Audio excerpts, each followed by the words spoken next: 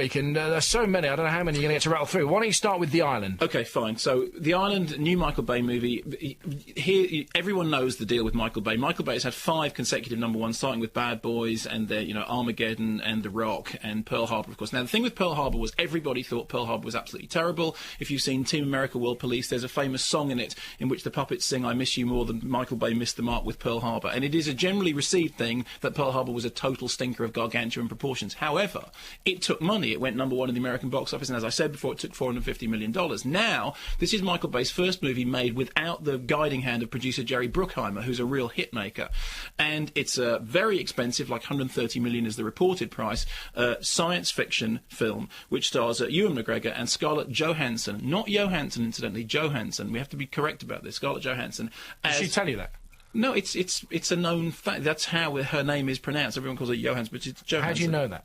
Because I know, because it's correct and I'm right. You're going to have a row about it? No, I can't dispute it. I just want to be clear about this. I just think the burden of proof lies with you. No, the burden of proof is that I'm right, okay? Scarlett Johansson. Scarlett, if you're listening, ring up.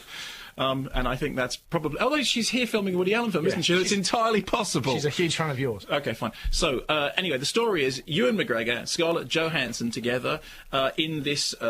kind of hermetically sealed, futuristic world in which they have been told that the world outside has been totally destroyed and everyone is now living in this lovely hermetically sealed world, and there is a lottery going on, and every week somebody wins the lottery and they go off to the island. However, as we know from the outset, and as you probably know from the publicity anyway, the whole thing is a big conspiracy. These people are in fact perfectly created genetic clones whose existence is a sinister plot which will unravel when Ewan McGregor manages to break out of the hermetically sealed environment. Now, this is fine.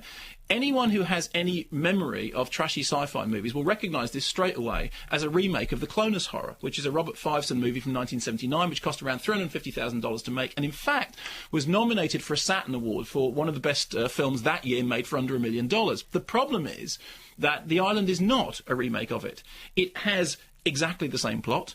It has many of the same set pieces. It has all the same philosophical debates. What does it mean to be human? What does it mean to be not human? If you're cloned, do you have a soul? Can people, anyone who's seen Coma will recognise riffs from Coma. Anyone who's seen Logan's Run will recognise the design from Logan's Run. But the most staggering rip-off is clearly Robert Fiveson's The Clonus Horror. And as from reports last week, Robert Fiveson is currently contemplating legal action because it is clearly a remake of The Clonus Horror.